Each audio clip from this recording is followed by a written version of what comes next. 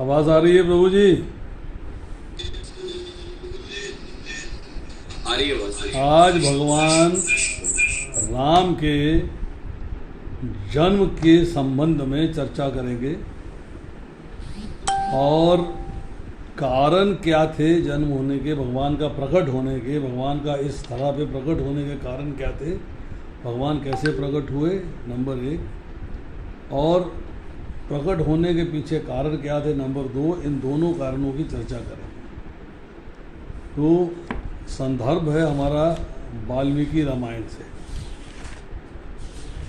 तो जरा वाल्मीकि रामायण की चर्चा कर लें पहले। वाल्मीकि जो है वो प्रचेता के पुत्र कहलाते हैं, ऐसा उल्लेख जो है वाल्मीकि रामायण में मिलता है और अध्यात्म रामायण में मिलता है। मनुस्मृति के पहले अध्याय के 35वें श्लोक में चर्चा आती है, प्रचेतसं वशिष्ठ च भृगुं नारदमेव च प्रचेता गो वशिष्ठा नारद पुलत्स्य कवि। ये प्रचेता को वशिष्ठ, नारद, पुलत्स्य कवि आदि का भाई कहा गया। स्कंद पुराण के वैशाख महात्म्य में चर्चा आती है कि एक वत्स गोत्र के ब्राह्मण हैं जिनका नाम है स्तंभ।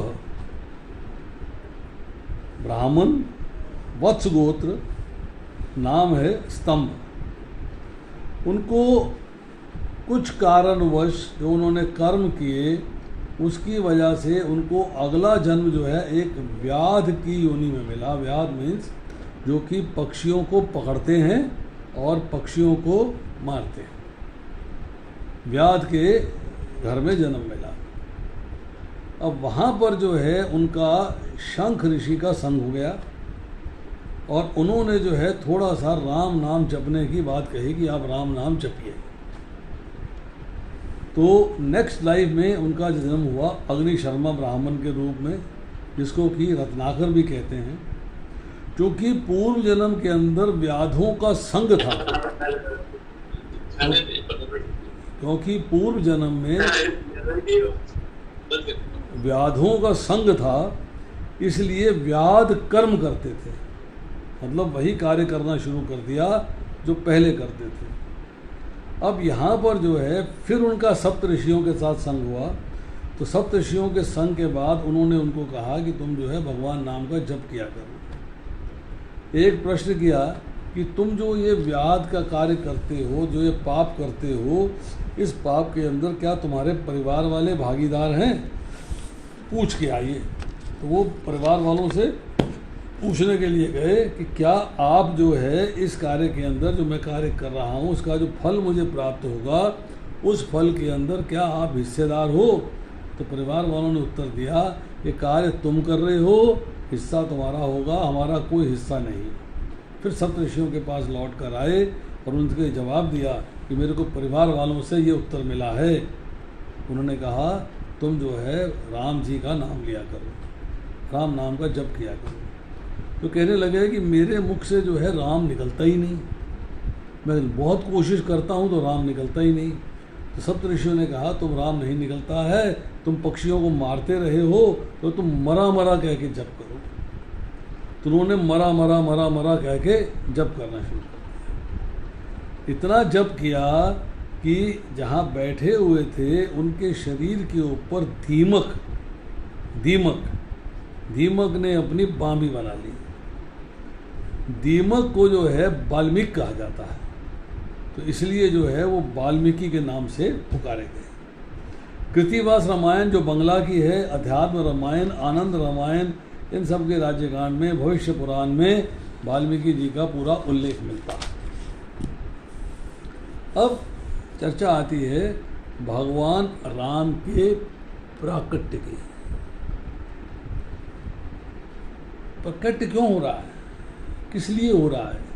कोई बैकग्राउंड तो होना चाहिए ना। राजा के घर में प्राकट्य हो रहा है राम जी का, तो कोई उसके पीछे बैकग्राउंड होना चाहिए कि बैकग्राउंड क्या है, किस वजह से भगवान को नराकार रूप लेके इस धरती पर प्रकट होना पड़ा। तो इसका जो है थोड़ी सी चर्चा करते हैं बैकग्राउंड में। ब्रह्मा जी के एक पुत्र हैं पुलत्स्य ऋषि।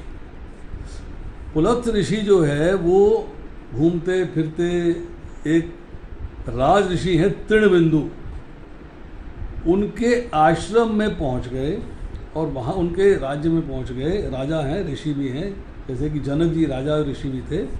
तो वहाँ पे जाके उन्होंने जो है मेरू पर्वत के निकट महागिरी पर्वत है, महागिरी पर्वत के बगल में जो है उसके सारी तलहटी में जो है तृणबिंदु का आश्रम है, उनका महल है, उनके घर है, सब कुछ है।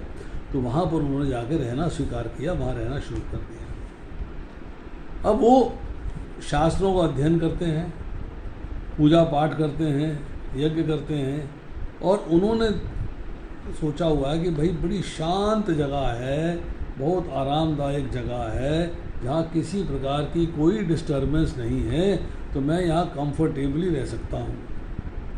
अब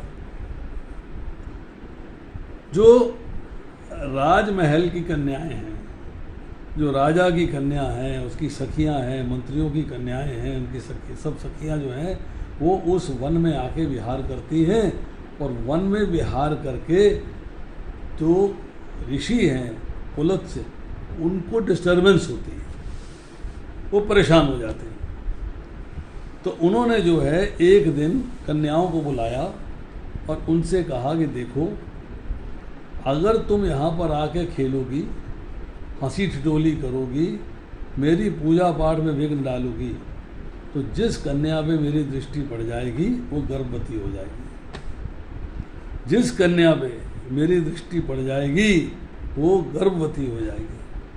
अब समस्या ये हुई कि उस दिन जो है राज ऋषि तृणबिंदु की जो पुत्री है उन कन्याओं के साथ नहीं थी।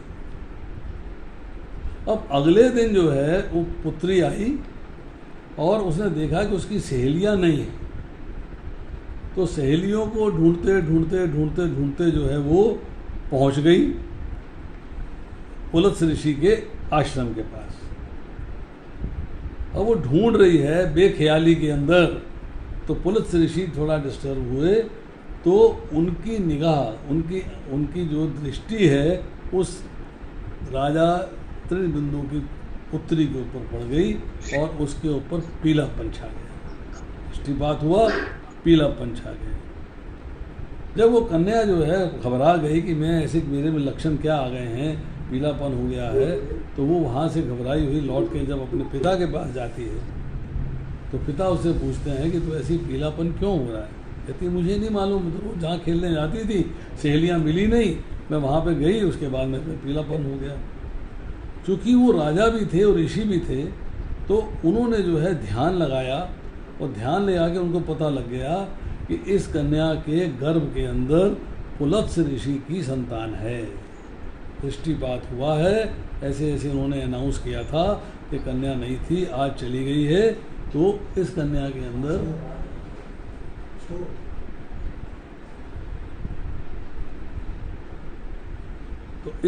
के अंदर जो है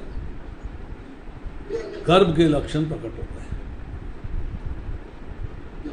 अब वो जो है उस कन्या को लेके पुलत्स्य ऋषि के पास गए और पुलत्स्य ऋषि से ये कहा कि मेरे को एक ज्ञात हुआ है, क्या चाहिए?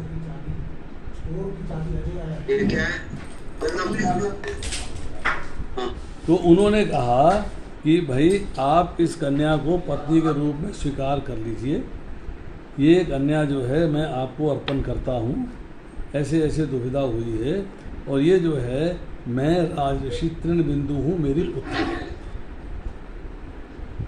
बड़ा विनय पूर्वक, विनम्रता से, बड़े प्रेम से रिक्वेस्ट की जा रही है। राजऋषि जो पुलत्स्य ऋषि, उन्होंने देखा भाई मेरी दृष्टिपात से कन्या गर्भवती हुई है, उन्होंने उसको पत्नी स्वीकार कर लिया। पत्नी स्वीकार कर लिया तो उनसे जो है एक पुत्र की प्राप्ति हुई। उस पुत्र का नाम रखा गया पौलत्स्य। वो पुलत्स्य थे, ये पौलत्स्य हो गए। फिर पुलत्स्य ऋषि कहते हैं कि मैं उस वक़्त जो है ध्यान में था, स्वाध्याय कर रहा था, मैं पढ़ रहा था, रीड कर रहा था, और तुमने तुम मेरे पास आई और तुमने मेरे को बोलते हुए सुना, तो इसलिए जो है आज से ये ऋषि जो है, जो बालक जो है, ये विश्रवण कहलाएगा और विश्रवा भी कहलाएगा। इसके दो नाम और दे दिए, एक विश्रवण मतलब श्रवण करते हुए संतान हुआ, दूसरा विश्रवा। वो जो विश्रवा जो है वो ऋषि आश्रम के ऊपर पले बड़े हुए और ऋषि के सारे गुण थे उसके अंदर। अब उसकी कन्या जो है ऋषि भारद्वाज की कन्या है वेदवती, उससे उनका विवाह कर दिया गया। जब विवाह कर दिया गया तो उनसे पुत्र की प्राप्ति हुई वैश्रवण। वैश्रवण जो है बड़े हुए, बड़े होने के बाद जो है उन्होंने तपस्या करी, तो उनकी तपस्या से प्रसन्न होके इंद्र और ब्रह्मा जी उनके आश्रम में आए और आश्रम में आके उन्होंने कहा कि वर मांगो। उन्होंने कहा कि मैं लोकपाल बनना चाहता हूँ, मैं लोक की रक्षा करना चाहता हूँ। तो ब्रह्मा जी बोले तथास्तु। मेरे पास 3 लोकपाल थे, यमराज, इंद्र और वरुण। चौथे लोकपाल की आवश्यकता थी, तो तुमने जो है वो स्वीकार कर लिया है पद, तो आज से तुम चौथे लोकपाल हो गए। अब ये जब ये बैकग्राउंड कथा है, बैकग्राउंड चल रहा। जब वन के अंदर राम जी जो है अगस्त मुनि से मिलने जाते हैं तो अगस्त मुनि उनको कुछ कथा सुनाते हैं, उसकी चर्चा कर लेते हैं, प्रकट की चर्चा बाद में करेंगे। अब वैश्रवण ने कहा कि मैं रहूँगा कहाँ, लोकपाल के रूप में रक्षा तो करूँगा पर मैं रहूँगा कहाँ। तो ब्रह्मा जी ने कहा कि त्रिकूट पर्वत पर दक्षिण, सुदूर दक्षिण, विंध्याचल से सुदूर दक्षिण त्रिकूट पर्वत पर एक स्वर्ण की नगरी बनाई गई थी। किसके लिए बनाई थी, इसकी चर्चा आएगी। उस नगरी, वो नगरी आजकल खाली पड़ी हुई है, उसमें कोई नहीं रहता है। तुम वहाँ जाओ और तुम उस नगरी को बसाओ। तो वैश्रवण जो है उस नगरी में गए। उस नगरी का नाम था लंका, जिसे कि स्वर्ण लंका कहते हैं, सोने की लंका कहते हैं।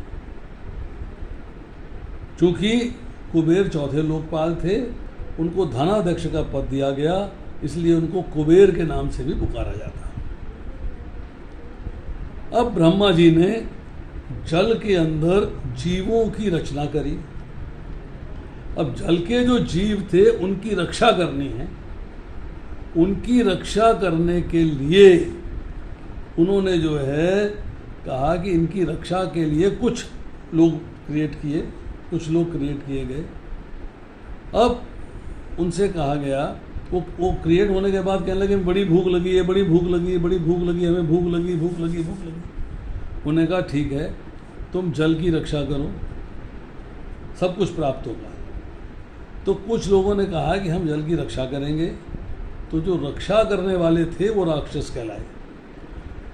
कुछ ने कहा कि हम जल का पूजन करेंगे, हम इसका यजन करेंगे, हम इसका पूजन करेंगे, हम इसका यक्षन करेंगे, तो वो यक्ष कहलाए। अब जो राक्षस कहलाए, जो जीव राक्षस कहलाए, उनमें जो है 2 मुख्य भाई थे, एक हेती एक प्रहेती। परहेती जो है धर्मात्मा थे, वो प्रकट होते ही जो है जैसे बड़े हुए तो वो वन में चले गए तपस्या करने के लिए। परंतु जो हेती थे वो राज्य करना चाहते थे, वो राज्य भोगना चाहते थे, तो उन्होंने कहा ठीक है, तो काल की बहन है भया मतलब जो डर क्रिएट करती है, तो भया से जो है हेती ने विवाह कर लिया और एक पुत्र हुआ विद्युतकेश। बड़ा आपको लग रहा होगा अजीब, बट छोटी सी स्टोरी है, सुनने में मज़ा आएगा। विद्युतकेश जो है राक्षस जाति के अंदर पलने लगा, बड़ा होने लगा, और उनको ये वरदान था कि विद्युतकेश को वरदान मिला पार्वती जी से, कब मिला, जब विद्युतकेश बड़ा हो गया तो एक संध्या स्त्री है, इस स्त्री का नाम है संध्या, संध्या की पुत्री के पास जो है ये प्रपोजल जाता है कि अपनी पुत्री के साथ आप इसका विवाह कर दो। तो संध्या कहती है विवाह तो मुझे बेटी का करना ही है, तो मैं जो है विवाह कर ही देती हूँ। तो उसने जो है विद्युत केश के साथ अपनी पुत्री का विवाह कर दिया। जब पुत्री का विवाह कर दिया तो टोटल पैरामीटर, टोटल सिस्टम जो है भोग विलास का था, सेंसुअल एंजॉयमेंट का था, सेंस ग्रेटिफिकेशन का था, आनंद लेने का था। अब संतान उत्पन्न होनी है, पेट में संतान है, समय आ गया है उत्पन्न करने का। तो अभी ये नहीं सोच रहे हैं कि भाई संतान उत्पन्न होने वाली है, कुछ देर में हो जाएगी तो हम जो है अपना महल के अंदर ही रहें। वो संध्या की पुत्री उन्हें लेके विंध्याचल पर्वत पे घूमने चली गई। हम नहीं यहाँ रुकेंगे, हम घूम के आएंगे। अब घूमने चली गई तो विंध्याचल पर्वत के तलहटी में उसके एक संतान की प्राप्ति हुई, पुत्र की। उसका नाम रखा गया सुकेश। अब ये संध्या पुत्री चूँकि भोग विलास में रत थी, तो ये पुत्र को वहीं रोता हुआ छोड़ के अपने पति विद्युत केश को लेकर रति क्रिया अर्थात फिर भोग विलास के लिए चली गई। अब इस दौरान में शिवजी और पार्वती अपने वाहन वृषभ पर सवार होकर जा रहे हैं, तो इन्हें एक बालक के रोने का स्वर दिखाई दिया। पार्वती ने कहा एक बालक रो रहा है, मैं इसको जो है मिलना चाहती हूँ, देखना चाहती हूँ। जब पार्वती गई तो देखा कि एक छोटा सा बालक जो है, नवजात शिशु जो है रो रहा है और माता का कोई अता पता नहीं। तो पार्वती ने उसे गोदी में लिया और ले के उसे कैलाश पर्वत पर आ गई और उस सुकेश को पार्वती जी ने पाला अपने महल में और उसको बड़ा किया। जब वो बड़ा हो गया तो एक गंधर्व, क्योंकि वहाँ तो देवता है, गंधर्व है, वहाँ तो राक्षस है नहीं, तो एक गंधर्व है जिसका नाम है ग्रामनी। उस ग्रामनी की 3 पुत्रियां हैं। सुकेश का ग्रामनी की पुत्री है वेदवती, और देववती के साथ जो है उसका विवाह कर दिया गया सुकेश पे। अब सुकेश और देववती के 3 पुत्र होते हैं, एक माल्यवान, एक माली और एक सुमाली। माल्यवान बड़ा है। जब माल्यवान बड़ा है, पल रहा है, पर उच्छृंखल है तीनों, शैतान, बदमाश, तंग करने वाले, एकदम नष्ट कर देने वाले। जब बड़े हो गए तो चूंकि ग्रामनी एक गंधर्व था, तो उन्हीं की जानकारी में एक नर्मदा नाम की गंधर्वी थी जिसकी 3 पुत्रियां थी, एक सुंदरी, एक वसुधा, एक केतुमती। सुंदरी के साथ माल्यवान की शादी कर दी गई, वसुधा के साथ माली की शादी कर दी गई और केतुमती के साथ सुमाली की शादी कर दी गई। ये यहाँ तक जो है एक स्टोरी है जो कि अब आगे का बैकग्राउंड बनाएगी कि आगे क्या होने वाला है, आगे क्या होने वाला है। इनसे जो है, जो तीनों जो हैं, माल्यवान, माली, सुमाली, तीनों जो हैं ये मेरू पर्वत पे तपस्या करने चले गए। ब्रह्मा जी को प्रसन्न किया, ब्रह्मा जी प्रकट हुए, वरदान क्या मांगा कि हम परास्त ना हो सकें, परस्पर प्रेम बना रहे, शत्रु वध में भी चिरंजीवी रहे, समर्थ रहें और बलशाली रहें। एकजुट होने का वरदान मांगा। एक मैसेज मिलता है कि भाइयों को एकजुट होना चाहिए, एक साथ होना चाहिए, अलग अलग नहीं हो जाना चाहिए। आज की डेट में क्या होता है, भाई बड़े हुए, विवाह हुआ, उसका घर अलग, उसका घर अलग। तो यहाँ क्या मैसेज आ रहा है, वरदान क्या मांगा जा रहा है कि हम चिरंजीवी रहें, समर्थ रहें, बलशाली रहें, परस्पर प्रेम हो, परास्त ना हो सके, एक साथ रहें। अब जब इनको वरदान मिल गया तो इन्होंने जो है इसके बाद ब्रह्मा जी के पास जाके रिक्वेस्ट करी कि हमको रहने का घर दीजिए। तो ब्रह्मा जी ने कहा तुम विश्वकर्मा के पास जाओ। तो ये विश्वकर्मा जी के पास गए तीनों और उनसे कहने लगे कि आप हमारे लिए कोई महल की तैयारी करें, हमें एक महल चाहिए। क्योंकि ब्रह्मा जी का आदेश था तो उन्होंने कहा ठीक है, एक त्रिकूट पर्वत के ऊपर लंका नाम की नगरी बसाते हैं, वहाँ पे आप जाके तीनों रहेंगे। अब वरदान भी मिल चुका है तीनों को रहने का, और एक बहुत बड़ा महल, बहुत बड़ी नगरी मिल चुकी है, स्वर्ण निर्मित, स्वर्ण जटित। तो अब तीनों को जो है उससे घमंड हो गया, और घमंड होने के बाद क्या किया कि यज्ञों का विनाश चालू कर दिया, साधुओं को कष्ट देना चालू कर दिया। अब जो ऋषि हैं वो परेशान हैं कि हमारा बचाव कैसे होगा, हमारी रक्षा कैसे होगी, हमको कैसे जो है सुविधा मिलेगी, कैसे आराम मिलेगा, कैसे चैन मिलेगा। तो वो जो है शिव जी के पास जाते हैं रिक्वेस्ट लेके, कि ब्रह्मा जी ने तो वरदान दिया है, वो तो अपना वरदान काटेंगे नहीं। तो शिव जी के पास चलते हैं, शिव जी के पास गए तो उन्होंने कहा भाई देखो ऐसा है कि इनके जो पिता हैं सुकेश, उसको तो पार्वती जी ने पाला है, क्योंकि पार्वती जी ने पाला है इसलिए मैं इनके अगेंस्ट नहीं जा सकता, मैं इनको युद्ध नहीं कर सकता, इनके साथ इनको मार नहीं सकता, इसलिए तुम लोग जो है भगवान विष्णु पे चले जाइए। तो वो लोग भगवान विष्णु पे चले गए।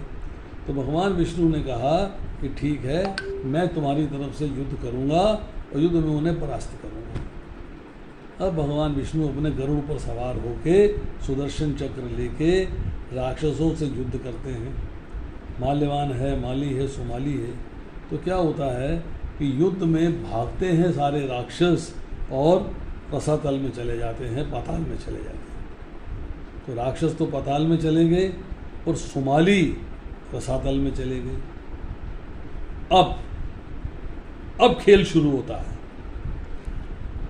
जब सारा माहौल शांत हो गया, गरुड़ पे सवार विष्णु वापस चले गए, चैन शांति मिल गई, लगा कि हाँ भाई अब मौसम माहौल ठीक है, सब इट्स ओके। अब सुमाली लौट के आते हैं वापस। उनके पास अभी कुछ नहीं है, कोई राज्य नहीं है, कुछ भी नहीं। तो वो जो है देखते हैं कि भाई यहाँ पर जो है एक इतना बड़ा महल जो है वो कुबेर संभाले बैठे हैं। तो कुबेर को तब तक अलॉट हो गया, तब तक जो है वो महल जो कि खाली हो गया था, लंका खाली हो गई थी, तो लंका जो है कुबेर को अलॉट हो गई। जब कुबेर को अलॉट हो गई तो उन्होंने कहा ये तो कुबेर जो है इससे लंका कैसे छीनी जाए। तो माइंड जो है वो एक कुदृष्टि रखे हुए है और गलत कार्य करने के लिए तैयार है। ये राक्षस जाति की क्वालिटी है। मनुष्य हैं परंतु राक्षसी गुण है, परुषता है, अहंकार है, घमंड है, दूसरे को तंग करने की पावर है, उसका मूड है, और प्लस इंद्रिय सुख भोगने का मूड है। तो बड़ा सोच विचार करके सुमाली एक प्लानिंग करते हैं।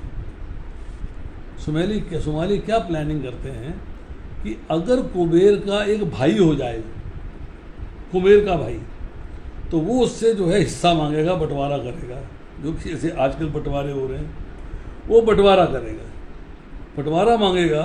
उस बंटवारे में लंका का कुछ हिस्सा तो मिल ही जाएगा, बाकी हम जीत लेंगे, देखी जाएगी। घुसने का रास्ता तो मिले, घुस जाएंगे तो बाकी जीत लेंगे।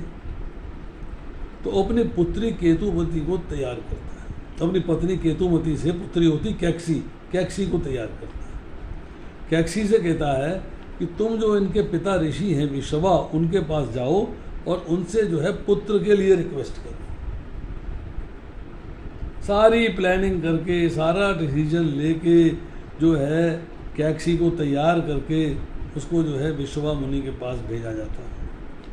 संध्या का समय है, विश्वा मुनि अपना संध्याहोत्र कर रहे हैं। वह कैक्सी जाती है और उनसे रिक्वेस्ट करती है,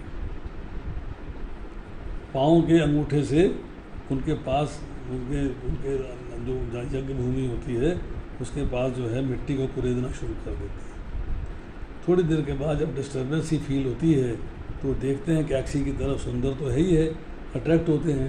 तो उनसे कहती है कि मैं आपके पास आई हूँ, आपसे पुत्र की कामना करती हूँ।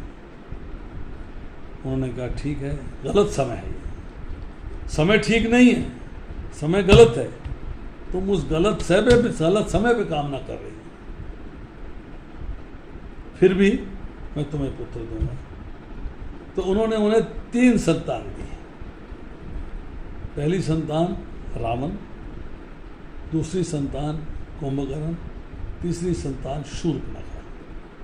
और 3 संतान दी और कहा कि तीनों जो हैं, जो कि संध्या समय पे आई हो, जो कि मिलन का समय नहीं है, ये समय के अंदर जो संतान होगी उच्छृंखल होगी, दुष्ट होगी, दूसरों को कष्ट देने वाली होगी और ऋषि मुनियों को तंग करने वाली होगी। ये अनर्थ का कारण बनेगी। अब कैकसी जो है आंसू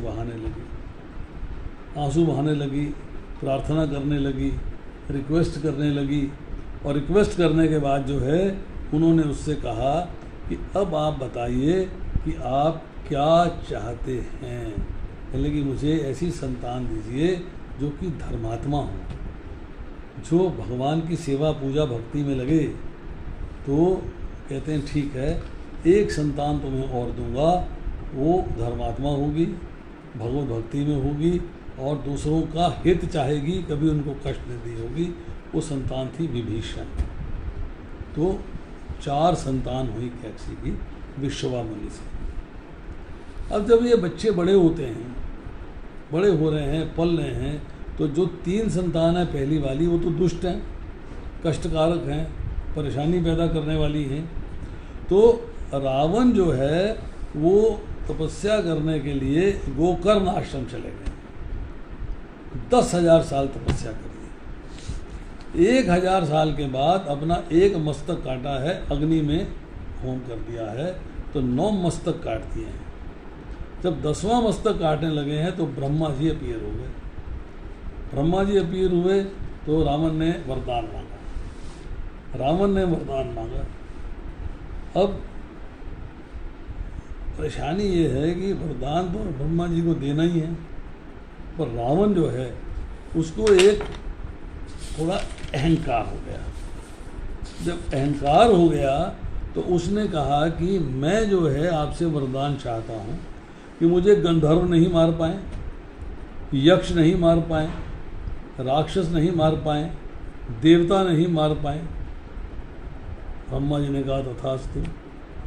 उसने मनुष्यों को और जो दूसरी जातियां थी, वानर थे, भालू थे, रीछ थे, इनको छोड़ दिया।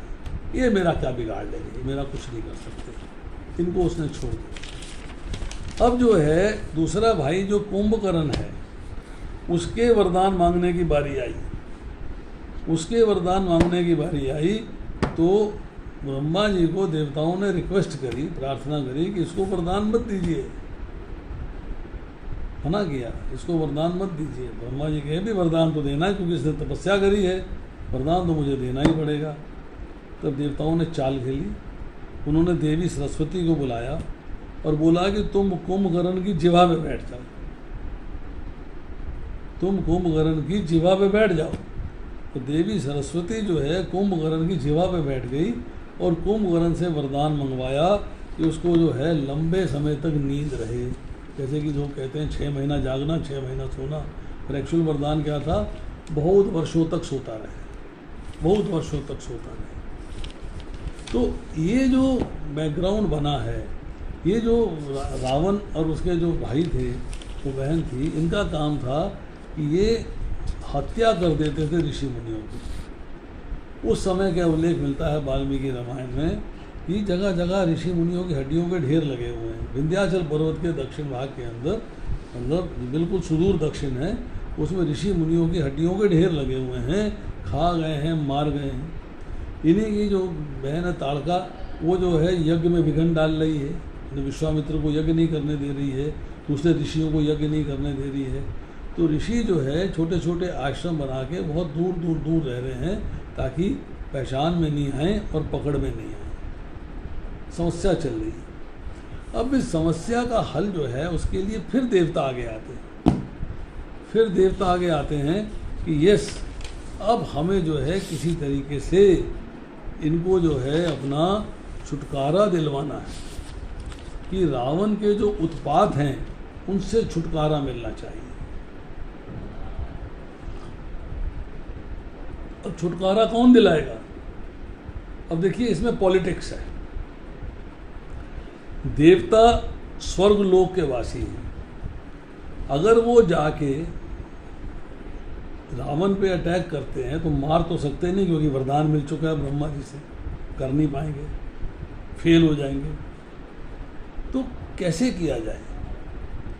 तो कैसे करने का तरीका ये है कि दोबारा से भगवान विष्णु को रिक्वेस्ट करी जाए, दोबारा से भगवान विष्णु को रिक्वेस्ट करी जाए कि आप जो है हमको इस समस्या से, इन जो उत्पाती जीव हैं, जो राक्षस हैं, इनसे छुटकारा दिलवाइए, इनसे हमें छुट्टी मिले, छुटकारा मिले।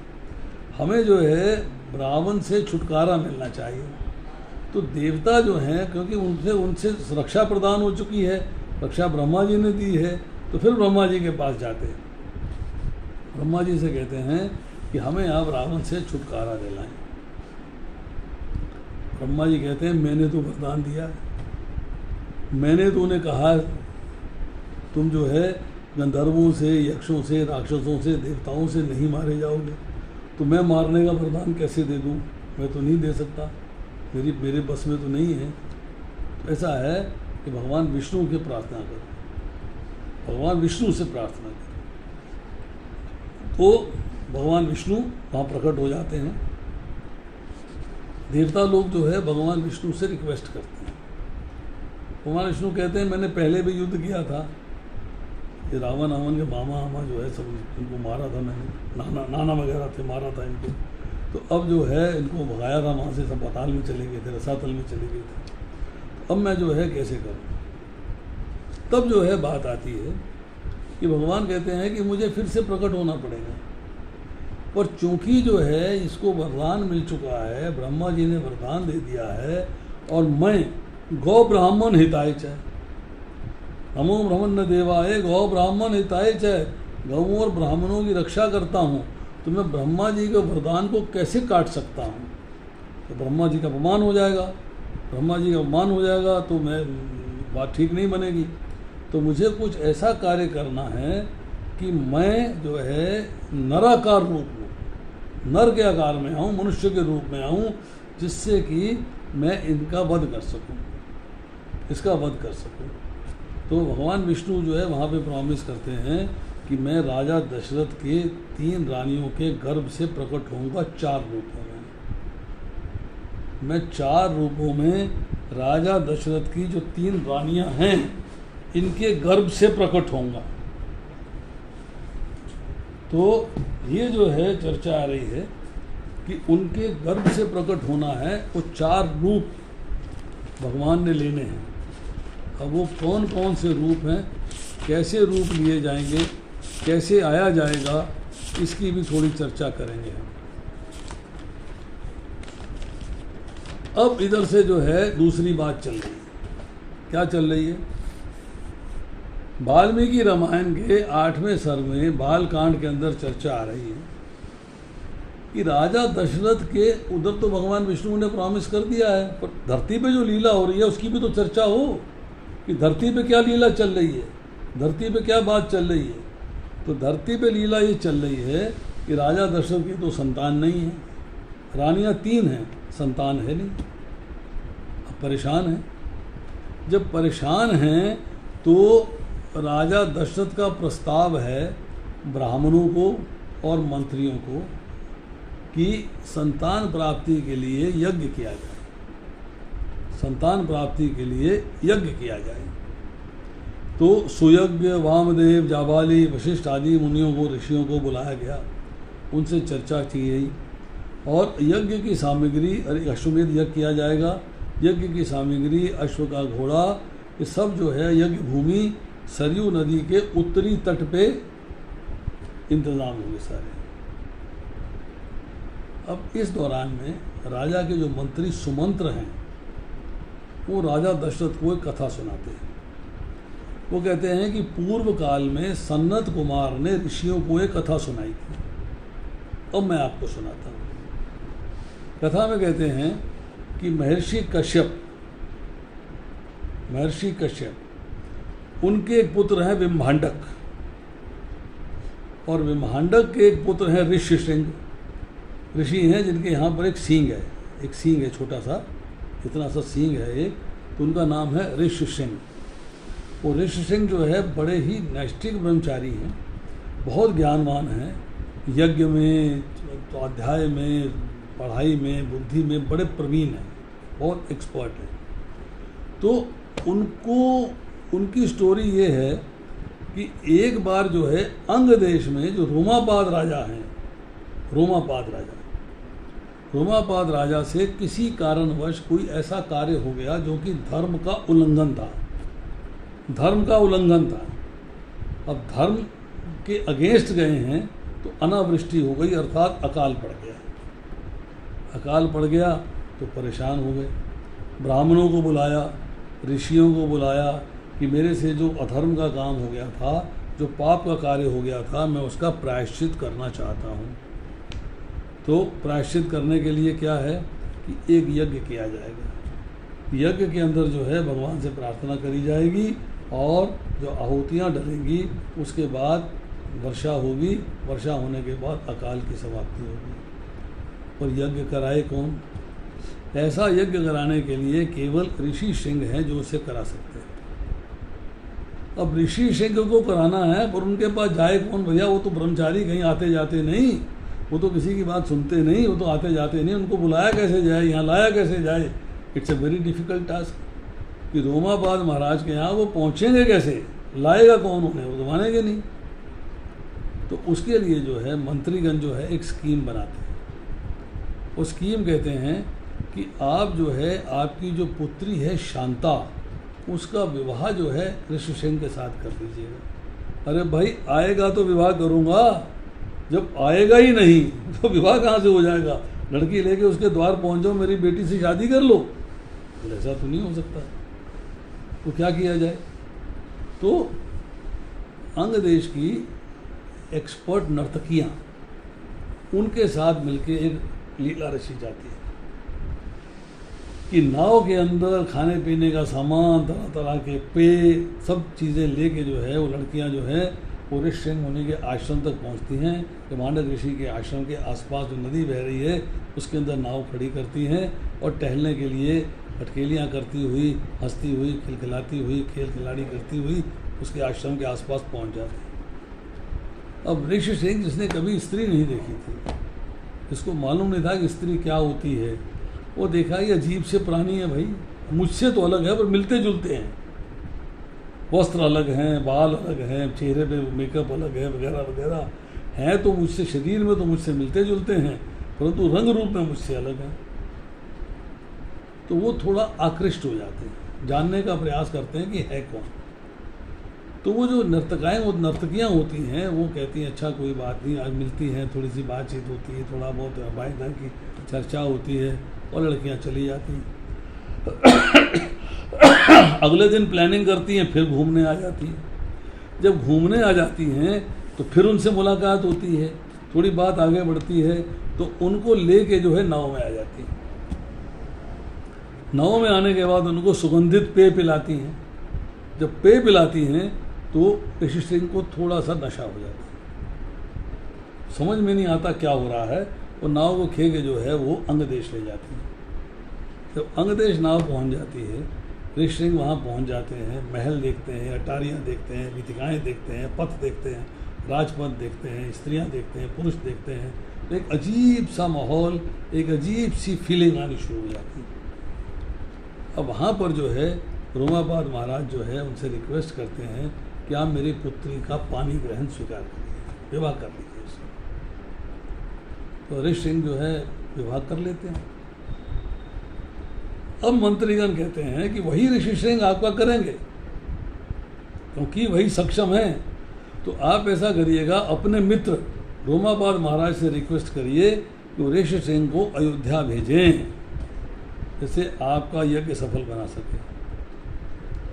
राजा दशरथ ने रिक्वेस्ट करी, रोमापाद महाराज रिक्वेस्ट हो गए, बिल्कुल मान गए रिक्वेस्ट को। तो राजा दशरथ ने सारे ऋषियों को बुलाया, ब्राह्मणों को बुलाया और यज्ञ की तैयारी करवा दी। यज्ञ की सामग्री का संग्रह किया। अश्वमेध का घोड़ा 1 साल के लिए छोड़ा जाएगा। सरयू के किनारे यज्ञ भूमि तैयार करी और ऋषि सिंह मुनि ने जो है यज्ञ को आरंभ किया। उसके बाद यज्ञ आरंभ हुआ। यज्ञ में राजा दशरथ की दीक्षा दी गई, यज्ञ दीक्षा हुई। उसके बाद जो इनवाइट किए गए लोग, उनके अंदर थे राजा जनक, राजा काशीराज, कालकेय किंग, राजा राज सिंह, रोमापाद महाराज अंगदेश के, और कौशल नरेश, भानुमान और सिंधु नरेश सौवीर, ये सब बुलाए गए। सारे आए। अब यज्ञ के अश्व को 1 साल के लिए छोड़ दिया गया। 1 साल भ्रमण करने के बाद जब अश्व वापस आता है तो ऋषि सिंह जो है यज्ञ को लीड कर रहे हैं। राजा दशरथ ने अपना सारा ज़मीन और सब जो है ब्राह्मणों को दे दिया, और उन्होंने कहा कि हमें ये भूमि नहीं चाहिए, हम कृषक नहीं हैं, हम किसान नहीं हैं, हमें आप जो है हीरे मोती जवाहरात धन लक्ष्मी दे सकते हो, वो हम स्वीकार कर लेंगे। तो राजा दशरथ ने खूब सारा धन लक्ष्मी उनको दिया। तो उन्होंने जो है सारा का सारा पैसा आया राजा ऋषिसिंह मुनि के पास और वशिष्ठ मुनि के पास। उन्होंने बैठ के फिर जो है सारे ऋषियों को वो डिवाइड कर दिया, उनको बांट दिया। अब पुत्रेष्टि यज्ञ का आरंभ हो गया है। अब ब्रह्मा जी ने रावण के वध का उपाय ढूंढने के लिए तो सारी चर्चा हम कर चुके हैं। भगवान विष्णु आ चुके हैं, आश्वासन दे चुके हैं कि मैं प्रकट होऊंगा 4 रूपों में।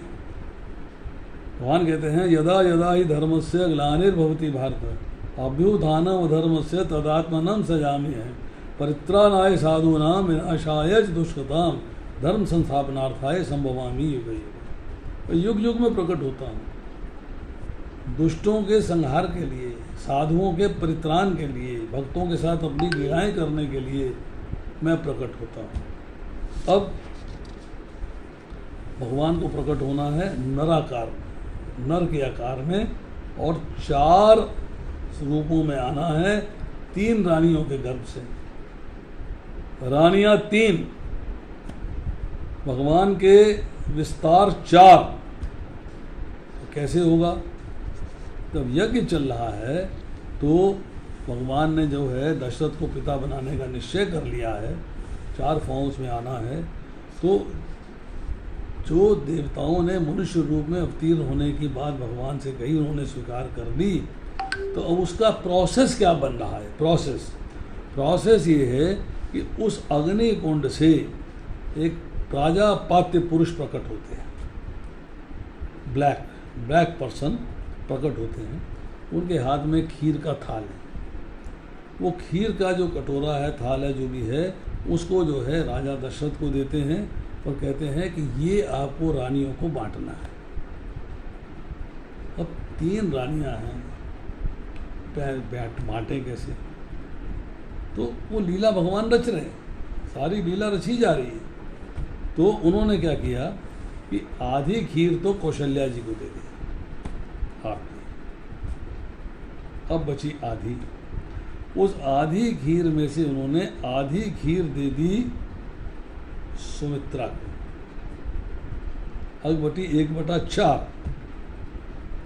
जो 1/4 खीर बची है, फिर उसको कुछ सोच के उसकी आधी सुमित्रा को दे दी और आधी कैकेयी को दे दी। इस तरह करके जो है वो खीर का बंटवारा हो गया। अब खीर का बंटवारा हो गया है, संतान आनी है, भगवान को नराकार रूप में प्रकट होना है। परंतु भगवान जब भी आते हैं तो उनके परिकर साथ आते हैं, उनके सपोर्टर्स, उनको हेल्प करने के लिए देवता साथ आते हैं, ताकि भगवान अपनी लीलाओं को कर सकें,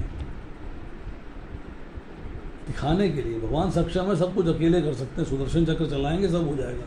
परंतु एक सिस्टम है, मैसेज दे रहे हैं हमें, मर्यादा का मैसेज दे रहे हैं। तो ब्रह्मा जी प्रेरणा देते हैं देवताओं को कि तुम जो है वानरों से, ऋषियों से, भालुओं से संतान उत्पन्न करो। अब कुछ लोगों का ऐसा विचार है कि वो बंदर थे, बंदर से संतान उत्पन्न करी जा रही है। परंतु कुछ शास्त्र ऐसे कहते हैं कि वानर नाम से एक जाति थी, ऋक्ष नाम से एक जाति थी, भालू नाम से जाति थी, थे तो मनुष्य ही, परंतु जाति ऐसी थी कि उनके कार्य क्रिया वगैरह वानरों के साथ मिलती जुलती थी, इसलिए उनको वानर जाति कहा जाता था। तो उनके जो है देवताओं के संसर्ग से वानरों के यहाँ, ऋषियों के यहाँ उत्पत्ति हो रही है। ब्रह्मा जी ने जम्हाई ली, उबासी ली जोर से किया, तो जम्हाई से प्रकट हुए एक रीछ, नाम रखा गया जाम्बवान, जामवंत कह लीजिए, जामवान कह लीजिए। अब देवताओं ने अप्सराओं से, गंधर्वों की स्त्रियों से, यक्ष कन्याओं से, नाग कन्याओं से, विद्याधरियों से, किन्नरियों से, वानरियों से, ऋषियों से संतान पैदा करी। देवराज इंद्र, उनकी संतान हुई बाली। सूर्य, उनकी संतान हुई सुग्रीव। बृहस्पति, उनकी संतान हुए 2 महाकाय वानर। महाकाय वानर नाम था तार। कुबेर, उनकी संतान हुए गंधमादन। विश्वकर्मा, संतान हुए नल। अग्निदेव, संतान हुई नील। अश्विनी कुमार, संतान हुई मैंद और द्विविद। वरुण, संतान हुई सुषेण। पर्जन्य, संतान हुई शरभ। और वायु देवता, संतान हुई हनुमान। ये हनुमान, ये सारी की सारी संतानें जो हैं, ये सब की सब जाके भगवान राम का सपोर्ट करेंगी, सहायक बनेगी रावण का वध करने के लिए। अब वाल्मीकि रामायण के बालकांड के 18वें सर्ग में चर्चा आती है। नॉर्मली हम आजकल देखते हैं कि 9 महीने में संतान हो जाती है। 9 महीना 7 दिन 280 दिन का पीरियड होता है, परंतु यहाँ पर 6 ऋतु बीत गई हैं, 12 महीने। 6 ऋतु बीत गई हैं, 12 महीने बीत गए हैं। चैत्र मास आ गया है, शुक्ल पक्ष आ गया है, नवमी तिथि आ गई है, पुनर्वसु नक्षत्र है, कर्क लग्न है। ये सारे जब स्थितियाँ एक साथ मिली हैं, तब जो है इन बालकों का प्राकट्य हुआ है, राम जी का, लक्ष्मण जी का, भरत जी का और शत्रुघ्न का। इनमें बड़े हैं राम जी, उनके बाद है भरत जी, उनके बाद है लक्ष्मण जी और उनके बाद है शत्रुघ्न। अब देखिए कि जो 4 संतानें हुई हैं, थोड़ी सी इनके बारे में चर्चा करें। गोपाल उत्तर तापनीय उपनिषद 1.3940 अथर्ववेद में है। ये जो शब्द ओम हम इस्तेमाल करते हैं, ओम कहते हैं ना, ओम। ओम जो है 4 वर्णों से बना हुआ है, आ, उ, मा और ऊपर आधा चांद है, बिंदु लगा हुआ है। इसमें कहते हैं कि आ जो है वो है अकारात्मक, उससे प्राकट्य वो जो है डिनोट करता है बलराम जी को संकर्षण रूप में। शेषनाग के रूप में विश्व का आश्रय लिए हुए हैं, इसीलिए विश्व के वैष्णव कहलाते हैं। और बाहर की सब बातें जाने में बहुत ही सतत और सावधान है, इसलिए बहिप्रज्ञ भी कहा जाता है। जागृत अवस्था के अभिमानी हैं, सदैव जागरूक रहते हैं। यही बलराम जी जो है राम अवतार के अंदर लक्ष्मण जी के रूप में प्रकट होते हैं। निद्रा पे काबू है, निद्रा उन्हें छू नहीं सकती, तंग नहीं करती। जब चाहे तब सोए, जब चाहे तब जागे।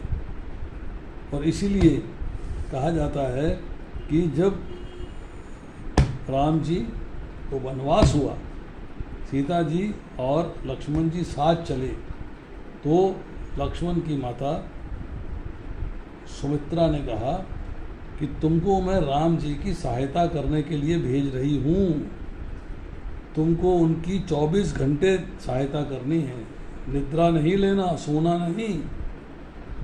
तो लक्ष्मण जी 14 बरस सोए नहीं। एक क्वालिटी है उनकी। कभी आप चित्रकूट जाएंगे तो वहाँ पे एक लक्ष्मण पहाड़ी है, लक्ष्मण पहाड़ी। लक्ष्मण पहाड़ी पे लक्ष्मण जी का वास रहता था। 11.5 साल भगवान राम ने चित्रकूट में बिताए और लक्ष्मण पहाड़ी से लक्ष्मण जी देखा करते थे कि राम जी जो है शांति में हैं, स्वभाव में हैं, बिल्कुल सो रहे हैं, आराम कर रहे हैं, सीता जी के साथ लीला कर रहे हैं, माला बना रहे हैं, फूल चुन रहे हैं, सब कार्य हो रहे हैं। परंतु लक्ष्मण जी ने निद्रा नहीं ली, वहीं से पहरा दिया करते थे। तो उनकी जो है लक्ष्मण पहरे की पहाड़ी कहलाती है, कि लक्ष्मण जी वहाँ से पहरा देते थे। उसके बाद है ऊ है उकारात्मक। उकारात्मक मतलब इनसे जो है प्राकट्य होता है प्रद्युम्न जी का। यही प्रद्युम्न जो है वो राम अवतार के अंदर शत्रुघ्न के रूप में आते हैं। बहुत सुंदर है, सबसे सुंदर है, तेजस रूप है, काम के अंश होने से मन में स्थित हैं, स्वप्न अवस्था के अभिमानी हैं, सूक्ष्म जगत के ज्ञाता हैं, सूक्ष्म जगत के, जिनका ज्ञान सूक्ष्म जगत में व्याप्त है और सूक्ष्म लोकों की को बियर करते हैं। मन की सूक्ष्म वासना द्वारा कल्पित जगत मन में स्थित रहते हैं और अंतर्यामी की सद बातें जानते हैं, अंतर्यामी कहलाते हैं, अंत प्रज्ञ भी कहलाते हैं। अंत प्रज्ञ मीन्स ज्ञान, ज्ञान नॉलेज, और अंत मीन्स अंदर का ज्ञान रखते हैं। माँ से हैं अनिरुद्ध, मकारात्मक, प्राज्ञ रूप है, बुद्धिमान है, और राम अवतार में भरत जी के रूप में प्रकट होते हैं। सुषुप्ति अर्थात निद्रा के अभिमानी हैं। सुषुप्ति अर्थात जब प्रलय आती है, सोया मनुष्य किसी भी भोग की कामना नहीं करता, कोई स्वप्न नहीं देखता, इंद्रियां और मन दोनों सो जाते हैं, तब जो है ये जो अनिरुद्ध है एक्टिव होते हैं। प्राज्ञ अर्थात ज्ञान के प्रकांड पंडित हैं, कुशाग्र हैं, बुद्धि के स्वामी हैं, न स्थूल भोगों की ना ही सूक्ष्म भोगों की कामना है। इसीलिए राम जी की चरण पादुका लेके वहाँ पहुँचे हैं कि मुझे राज्य नहीं करना है, मुझे राज्य नहीं करना है, मैं जो है राज्य पे नहीं बैठूंगा, आपकी चरण पादुका को रख के उनके निमित्त राज्य करूंगा। आप लौट के आएंगे तो चरण पादुका की जगह पे आप विराजमान हो जाएंगे। आनंद के भोक्ता हैं, आनंद में हैं, और राज्य की ओर कभी देखा भी नहीं, कभी राज्य की ओर नहीं देखा। उसके बाद है अर्धचंद्र, जो ऊपर आधा और उसके ऊपर बिंदु है, जो तुरीय कहते हैं। आधे आधे वाले जो ऊपर आधा गोला होता है उसको तुरीय कहते हैं।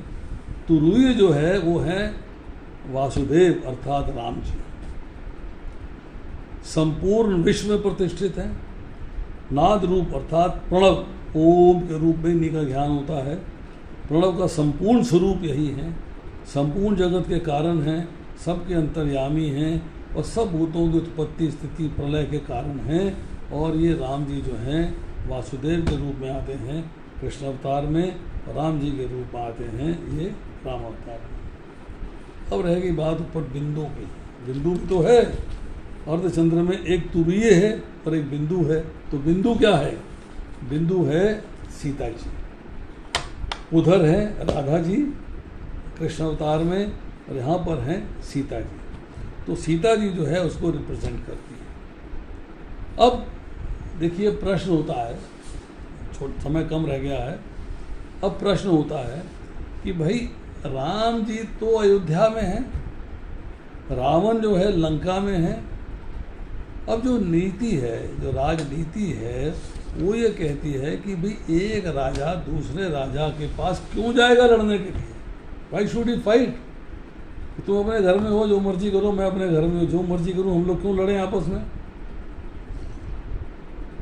क्यों लड़ें आपस में? तो अब देवताओं की स्कीम क्या है कि किसी तरीके से राम जी को दक्षिण में पहुंचाना है लंका में, और कारण होना चाहिए रावण से युद्ध करने का। कुछ सिचुएशंस, कोई परिस्थितियां, कोई सर्कमस्टांसेस अरेंज करी जाएं, ऑर्गेनाइज करी जाएं कि युद्ध हो सके। युद्ध होगा तभी गाड़ी आगे बढ़ेगी, नहीं तो गाड़ी आगे नहीं बढ़ेगी। क्या किया जाए? What is the answer? Answer ये है कि वो कैकेयी जो राम जी को सबसे ज़्यादा प्यार करती थी, वो कैकेयी जिसका राम जी अपनी माता से भी ज़्यादा सम्मान करते थे, उसको माध्यम बनाया गया कि उसकी बात को राम जी टाल नहीं पाएंगे। अपनी माता की बात टाल सकते हैं पर कैकेयी की बात को टाल नहीं सकते, तो उसको माध्यम बनाया जाए। क्या माध्यम बनाया जाए? माध्यम ये बनाया जाए कि चूँकि राम जी बड़े पुत्र हैं, राज्य उनको मिलना है, परंतु एक बैकग्राउंड बनाया गया कि सीता जी के स्वयंवर में सारे राजा आमंत्रित थे, वहाँ रावण भी आमंत्रित था। रावण चूँकि राक्षस जाति का है, बलवान है, बुद्धिमान है और शिव जी का भक्त है, वो शिव जी के धनुष को तोड़ सकता है, उठा सकता है, तोड़ सकता है, परंतु लीला ऐसी रची जा रही है कि वो ना उठाए और सीता जी के दर्शन कर ले। ताकि जब वक्त आएगा तो सीता जी माध्यम बनेंगी युद्ध का। देखिए पॉलिटिक्स खेली जा रही है, देवता पॉलिटिक्स खेल रहे हैं कि सीता जी माध्यम बनेंगी युद्ध का। आकाशवाणी होती है, रावण वापस चला जाता है, सीता जी को देख लेता है और उस धनुष को नहीं उठा पाता, क्योंकि विवाह तो राम जी से होना है, तो शिव जी भी तो बीच में इन्वॉल्व है, धनुष उनका है, परशुराम भी इन्वॉल्व हैं, शिव जी भी इन्वॉल्व है, राम जी भी इन्वॉल्व हैं, तो धनुष तो भैया शिव जी का है। शिव जी ने कहा भैया रावण तू ना उठा पाएगा, ये तो राम जी उठाएंगे, वही तोड़ेंगे। तो जब राम जी ने धनुष को तोड़ दिया है, सीता जी से विवाह हो गया है, सीता जी चली आई हैं कौशल नगर अयोध्या के अंदर, अब क्या होगा? अब यहाँ तो आ गया, राज्य मिलने वाला है। राजा दशरथ ने अनाउंस कर दिया है कि अब राज्याभिषेक होगा और राम जी को राजा बना के स्थापित कर दिया जाएगा।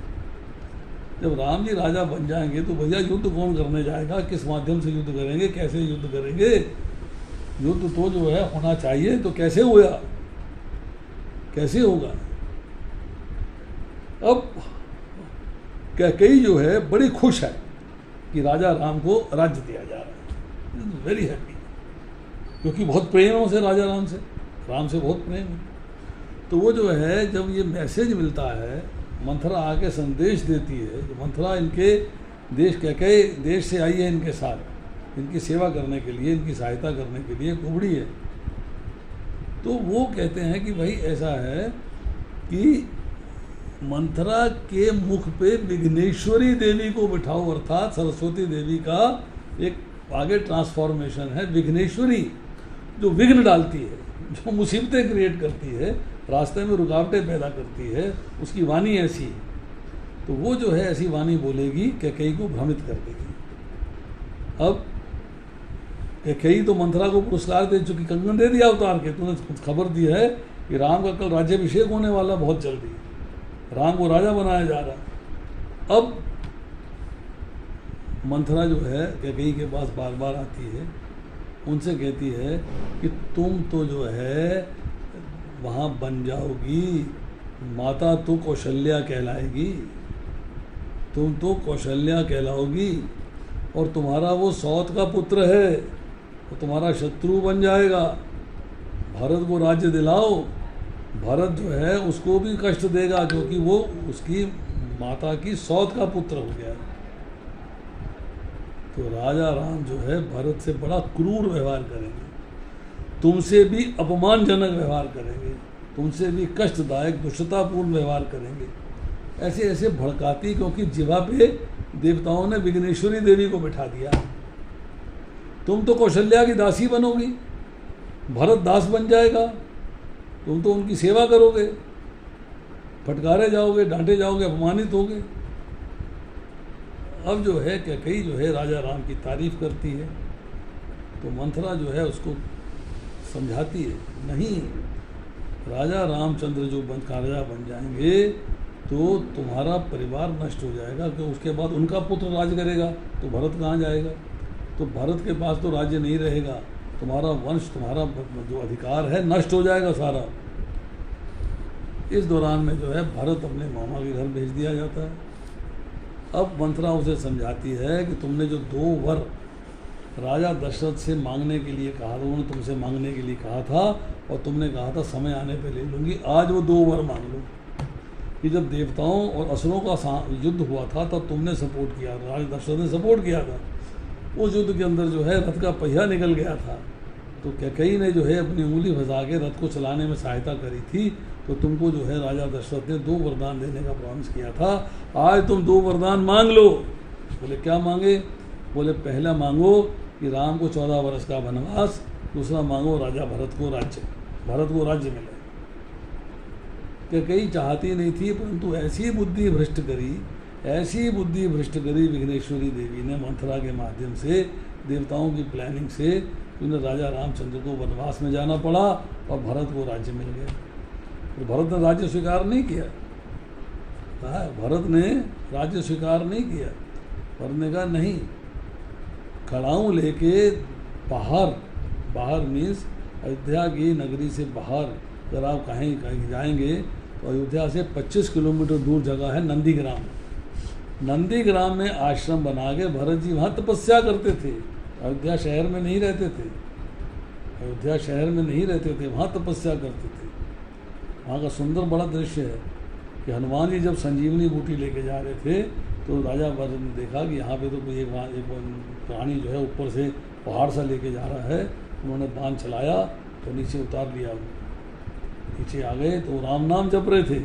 तो भरत ने कहा कि तुम राम नाम क्या हुआ है? कहते लक्ष्मण बेहोश पड़े हैं, मैं संजीवनी पहाड़ लेके जा रहा हूँ उनके लिए। तब भरत जी उनके गले मिले हैं। तो वहाँ की जो डीटी है, डीटी उसमें जो है हनुमान जी और भरत जी आपस में गले मिल रहे हैं, वो डीटी जिसकी पूजा होती है। बहुत ही सुंदर जगह है और इतनी स्वादिष्ट खीर है कि उसके मुकाबले की खीर मुझे मिली है कदम के पेड़ के नीचे नंदग्राम में, जैसे टेर कदम कहते हैं, जहाँ रूप गोस्वामी ने खीर बनाई थी। इतना आनंद मिला। तो वो जो सारी लीला चल रही है, सीता जी पहुंचती हैं दक्षिण भारत में, 11.5 साल तो रही है चित्रकूट में, फिर वहाँ से चली गई हैं पंचवटी में।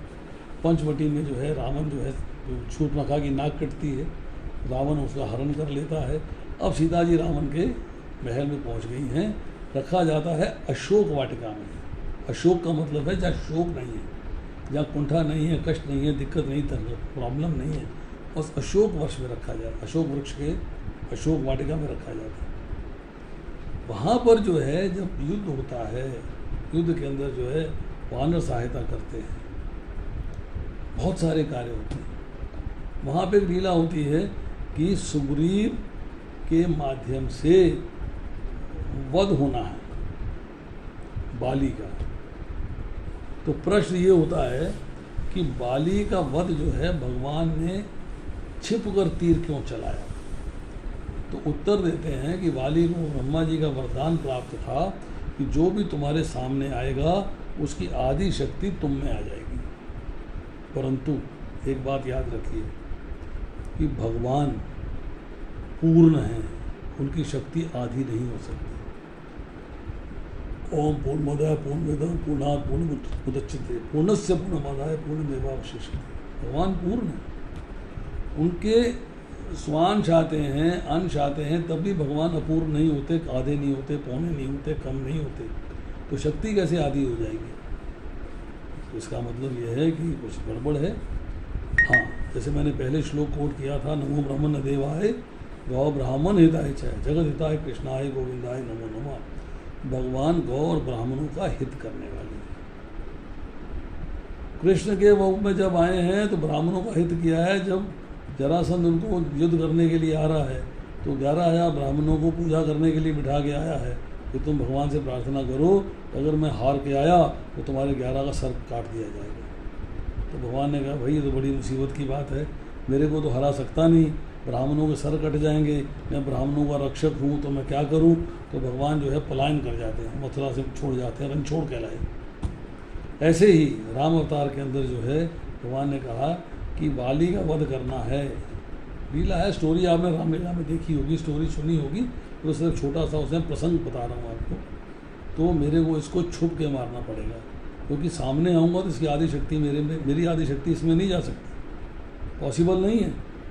इसलिए छुप के मारूंगा कि ब्रह्मा जी के वरदान की महत्व रह जाए, उनकी वैल्यू रह जाए, उसकी कीमत रह जाए, वरदान जो है छूटा ना हो। इसलिए भगवान ने जो है वाली को छुप के तीर मारा। लीला चलती जा रही है, युद्ध होने वाला है, परंतु युद्ध से पहले जो है समुद्र पार करना है। अब समुद्र पार करने के लिए भगवान ने वहाँ पे शिवलिंग की स्थापना करी है रामेश्वर में।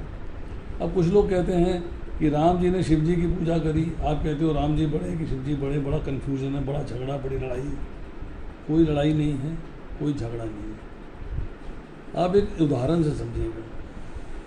एक व्यक्ति जो है एक फैक्ट्री चलाता है, फैक्ट्री में एक मैनेजर रखा हुआ है, असिस्टेंट एम्प्लॉय करता है, कुछ लोगों को एम्प्लॉय कर लेता है, उनको काम धाम दे देता है। उसमें जो है एक एम्प्लॉय जो है मुँह लगाया, बहुत ही उसके मतलब बहुत नज़दीक है मैनेजर के, जो आपका मैनेजमेंट देखता है।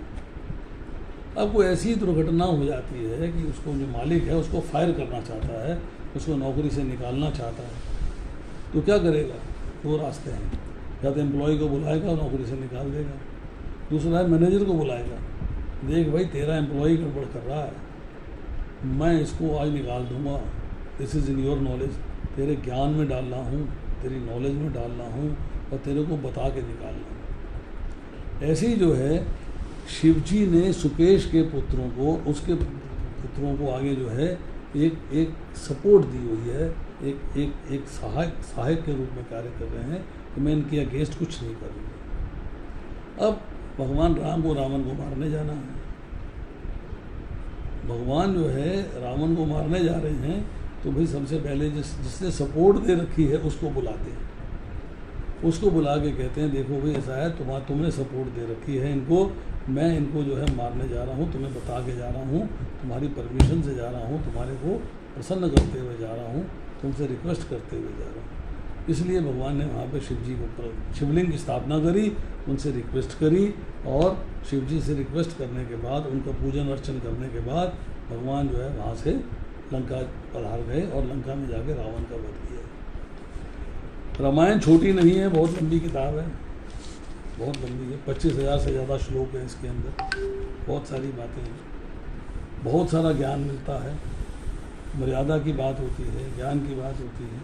तो रामायण को पढ़ना चाहिए, सीखना चाहिए, समझना चाहिए और उससे ज्ञान प्राप्त करना चाहिए। भगवान राम का प्राकट्य हुआ था दुष्टों का संहार करने के लिए, भगवान राम का प्राकट्य हुआ था धर्म की स्थापना करने के लिए। इसलिए 5:30 बज गए हैं, आज इतना ही। किसी का कोई प्रश्न हो, जो लोग फेसबुक में हैं लिख के पूछ सकते हैं, और जो लोग सामने हैं जूम पे, वो सामने अपना वीडियो ऑन करके प्रश्न पूछ सकते हैं। Thank you.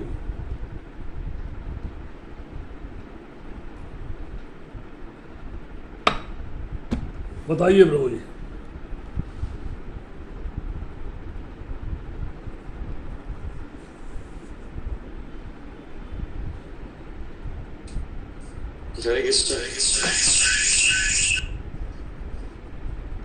यस प्रभु।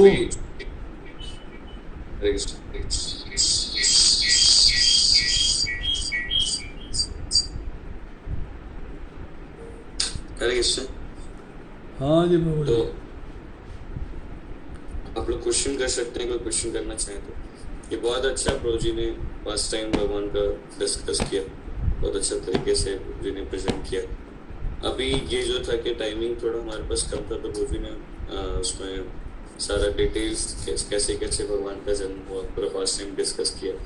अभी 21 तारीख को और है रामनवमी है, तो उससे पहले भी हम एक सेशन करेंगे जिसमें हम टीचिंग्स, भगवान के टीचिंग्स के ऊपर क्या हम सीख सकते हैं भगवान राम के जीवन से। क्योंकि भगवान जब भी आते हैं तो एक मर्यादा पुरुषोत्तम भगवान राम है, तो वो अपनी लीलाओं के माध्यम से हमें सिखाने आए। तो प्रभु जी ने इससे बहुत अच्छे से बताया कि कैसे लक्ष्मण जी से हम सीख सकते हैं कि कितना अच्छा सेवा का भाव है, सोया ही नहीं। तो आप लोग का किसी का क्वेश्चन है तो आप लोग क्वेश्चन कर सकते हैं, नहीं तो फिर हम लोग नेक्स्ट सेशन करेंगे, वो नेक्स्ट संडे होगा। और टेंपल भी आ सकते हैं आप लोग, आना चाहें तो। अभी शाम के टाइमिंग में एवरी संडे कुछ मॉर्निंग प्रोग्राम्स वगैरह में आप लोग आना चाहें तो जी आप कुछ अगर बताना चाहें लास्ट, फिर हम लोग एंड करेंगे।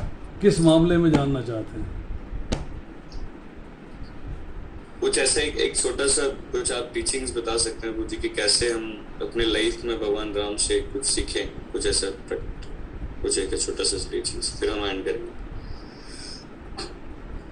देखिए प्रभु जी, भगवान राम का जो लीला चरित्र है, लीला चरित्र के अंदर ये दर्शाया गया है। देखिए बचपन से ही लेके चलते हैं तो पहला मैसेज क्या मिलता है कि 3 माताएं हैं, 3 माताएं, परंतु उन्होंने जो है किसी भी माता के अंदर भेदभाव नहीं किया है।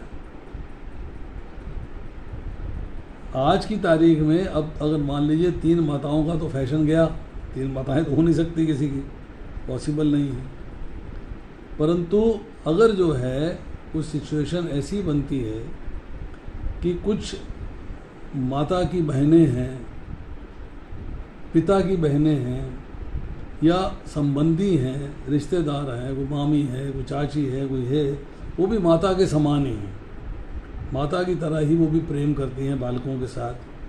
तो उनके साथ भी कोई किसी प्रकार का भेदभाव नहीं होना चाहिए, एक प्रेम का संबंध होना चाहिए, आदर का, मान का, सम्मान का, प्रेम का संबंध होना चाहिए, क्योंकि भगवान ने कहीं भेदभाव नहीं किया।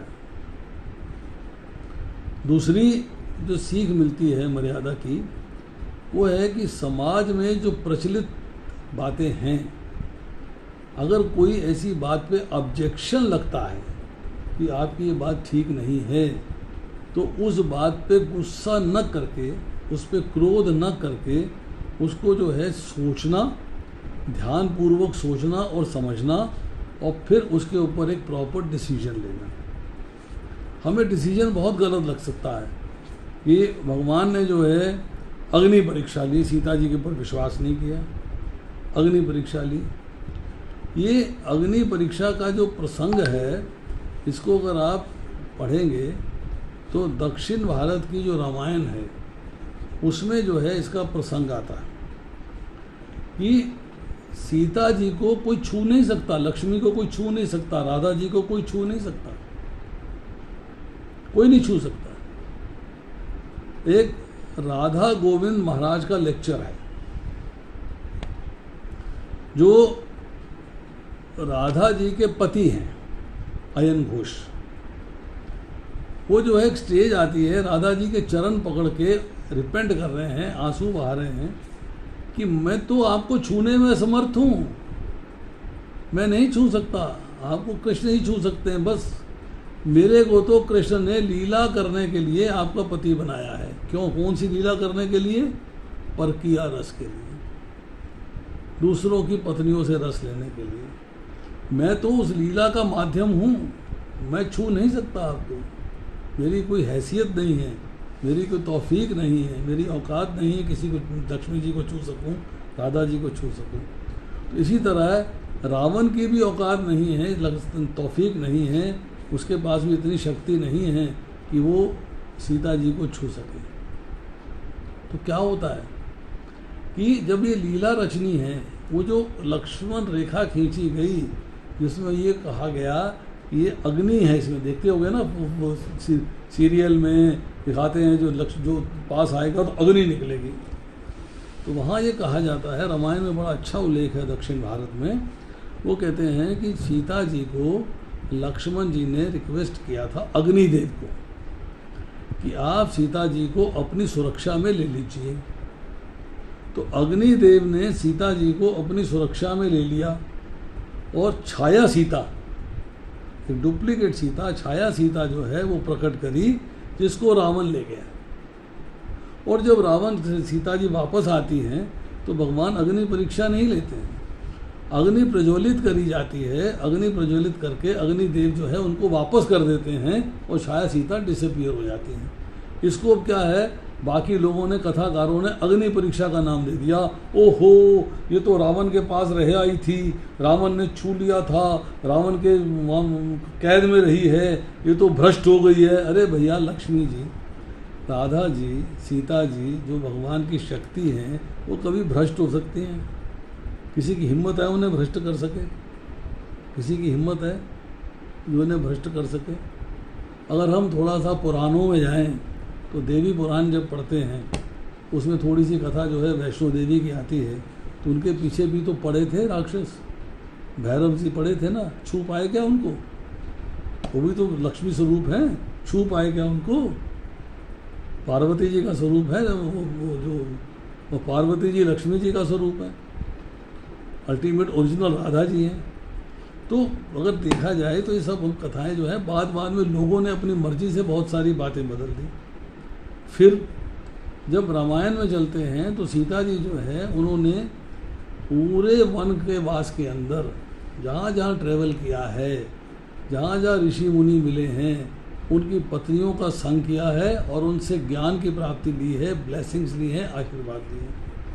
अगर आप देखेंगे स्त्री का धर्म अनसुया जी ने सुनाया, मैरिज मैसेज जो है उनको दिया गया, पातिव्रत धर्म जो है, अब पातिव्रत धर्म में उन्होंने हनुमान जी से पूछा कि तुम तो आए हो, पहचान क्या है कि तुम राम जी के दूत हो। ऐसे विश्वास नहीं कर लिया, ज्ञान मिलता है, प्रूफ चाहिए, प्रूफ। हम आज भी कहते हैं अच्छा नहीं प्रूफ दो भाई, प्रूफ दो, प्रूफ दीजिए, पहचान बताइए। तो हनुमान जी कहते हैं कि मुद्रिका है, तो मुद्रिका राम जी ने भेजी है। ज्ञान मिलता है कि लक्ष्मण जी से राम जी कहते हैं कि तुम ये जो कंगन है जो सीता जी फेंक गई थी वन के अंदर, जब उसको ले जा रहे थे विमान में बिठा के, तो राम जी लक्ष्मण जी को दिखाते हैं कि देखो कंगन सीता जी के हैं क्या। तो लक्ष्मण जी क्या जवाब देते हैं कि मैंने कभी सीता जी को पैरों से ऊपर देखा ही नहीं, मैंने तो हमेशा उनके चरणों को देखता था। तो हाथ में किस रंग के कंगन है, कौन से कंगन है, कैसे डिज़ाइन का कंगन है, मुझे नहीं मालूम है। तो वहाँ पे जो है हनुमान जी कहते हैं कि मैं सीता जी को अशोक वन जहाँ जा रहा हूँ लंका में कैसे पहचानूंगा। तो राम जी क्या कहते हैं, मेरा ध्यान करती होंगी, राम नाम जपती होंगी, वहाँ के वृक्ष भी, वहाँ की लताएं भी राम नाम जपती होंगी उनके संसर्ग में। तो मतलब जब जो है भगवान का संसर्ग हो जाता है, भगवान की शक्ति का संसर्ग हो जाता है, तो आपका जीवन बदल जाता है। इसीलिए प्रभुपाद जी ने जगह जगह लिखा है कि जीव तटस्था शक्ति है, marginal potency, internal potency Radha Rani, external potency Maya Devi, इन दोनों के बीच में जीव है। इधर पलटेगा तो माया से प्रभावित हो जाएगा, इधर पलटेगा तो राधा जी की सेवा में चला जाएगा। फिर लक्ष्मण जी जब जंगल में जाते हैं, सीता जी प्रेग्नेंट होती हैं, वाल्मीकि आश्रम में छोड़ने जाते हैं, तो उस वक़्त जो है सवाल ये होता है कि जब सीता जी वहाँ पे रहेंगी तो सीता जी के चरण कौन दबाएगा। और सीता जी पूछती हैं कि जब मैं वन में आ गई हूँ तो राम जी के चरण कौन दबाएगा। राम जी के पैर, राम जी के चरण, राम जी की टांगें जो है कौन दबाएगा। कितना सुंदर उदाहरण है कि पत्नी का पति के साथ जो संबंध होना चाहिए कैसा होना चाहिए, सेवा का होना चाहिए, सेवा का संबंध होना चाहिए। हरे कृष्णा डैडी। वार पूरी हो चुकी है, हनुमान जी जाते हैं सीता जी को लेने के लिए, राम जी के पास वापस लेके आने के लिए। अब वो जो है राक्षसियों को मारना चाहते हैं जो कि सीता जी के चारों तरफ है। तो सीता जी मना कर देती हैं, कहती नहीं नहीं इनको मारना नहीं, इनका क्या दोष है, ये तो स्वामी के आदेश का पालन कर रही हैं, ये तो रावण के आदेश का पालन कर रही हैं, इनसे बात करनी है तो प्रेम से बात करनी है, प्रेम से बात करनी है, गुस्से से बात नहीं करनी है, इनको मारना नहीं है। तो रामायण में देखा जाए कि माता का पुत्र के प्रति क्या है व्यवहार, पुत्र का माता के प्रति क्या व्यवहार है, भाई का भाई के प्रति क्या व्यवहार है। भरत जी ने कहा मैं राज्य नहीं करूँगा। एक दिन जो है शुद्ध कीर्ति बड़ी परेशान थी, शुद्ध कीर्ति जो वो कमरे में बिस्तर में बैठी हुई है, सो नहीं रही है। तो कौशल्या कैकेयी आती हैं उसके कमरे में और सुमित्रा भी है साथ में, उसे देखती हैं कि शुद्ध कीर्ति यहाँ है, अकेली बैठी है, परेशान है, क्या बात है। कहती भरत कहाँ है, कहती भरत तो मेरे पास रहे नहीं, भरत मेरे पास नहीं रहते, कहाँ रहते हैं। तो वो तीनों ढूंढती हुई भरत को ढूंढने, उसको भरत नहीं शत्रुघ्न को ढूंढने जाती। जब शुद्ध कीर्ति जो है शत्रुघ्न की पत्नी है, उसको शत्रुघ्न को ढूंढने जाती हैं, देखती हैं कि शत्रुघ्न जो है वो तो बाहर महल के बाहर एक प्लेटफॉर्म है उसके ऊपर लेटे हुए हैं। तो शत्रुघ्न से पूछती हैं कि तुम अपनी पत्नी के पास क्यों नहीं हो, महल छोड़ के यहाँ कैसे आ गए। कहते राम जी तो वन में सोए पत्थर की शिला पे, राम जी वन के अंदर सोए चित्रकूट में पत्थर की शिला पे, और मैं महल के गद्दे में सोऊं, मैं नहीं सो सकता, मैं भी पत्थर पे सोऊंगा। तो ये भाई के प्रति प्रेम, भाई का भाई के प्रति समर्पण, भाई का भाई के प्रति त्याग, उसका उदाहरण मिलता है, उसका ज्ञान मिलता है, कैसे करना है, कैसे चलना है। जनक जी का अपनी पुत्रियों के साथ क्या संबंध है।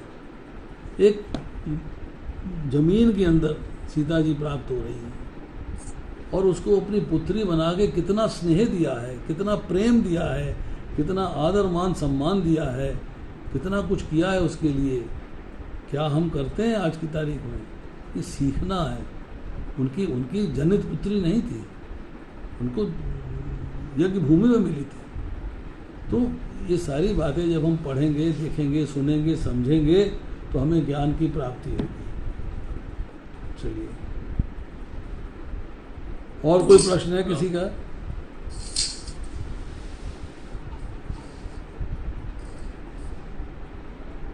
ठीक है प्रभु, समाप्त करें। और है क्या? हरे कृष्ण जी, तो हम लोग अभी प्रभु जी का धन्यवाद करेंगे हम सभी एक बार हरे कृष्ण महामंत्र बोल के। प्रभु जी ने बहुत अच्छे तरीके से भगवान राम जी का पास टाइम सुनाया।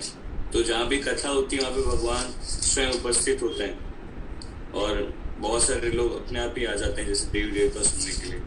तो प्रभु जी ने बहुत अच्छा भगवान का कथा सुनाया। तो हम हरे कृष्ण महामंत्र बोलेंगे एक बार प्रभु जी के।